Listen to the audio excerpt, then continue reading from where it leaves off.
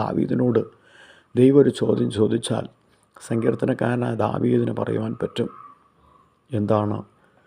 ദാവീദേ, നിൻ്റെ ആഗ്രഹം എന്താണ്? ദാവീദിന് പറയുവാൻ സാധിക്കും, നിൻ്റെ മനോഹരത്വം കാണുവാനും വിശുദ്ധ മന്ദിരത്തിൽ ധ്യാനിക്കുവാനുമാണ് എൻ്റെ ആഗ്രഹം. നോക്കണമേ, ഭൗതികമായിട്ടുള്ള ഒരു നന്മയുടെ അടിത്തറയിൽ അല്ല ദാവീദ് മുമ്പോട്ട് പോകുന്നത്. സ്വർഗീയ ദൈവത്തിൻ്റെ മനോഹരത്വവും അതുപോലെ തന്നെ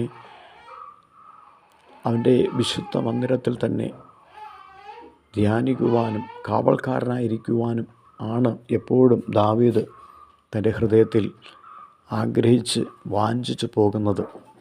ഈ പ്രഭാതത്തിൽ നമ്മുടെ ചെറുതും വലുതുമായിട്ടുള്ള എല്ലാ ആഗ്രഹങ്ങളെയും ദൈവം സാധിപ്പിക്കുമാറാട്ടെ എന്ന് പ്രാർത്ഥിച്ചുകൊണ്ട് എൻ്റെ വാക്കുകളെ ചുരുക്കുന്നു.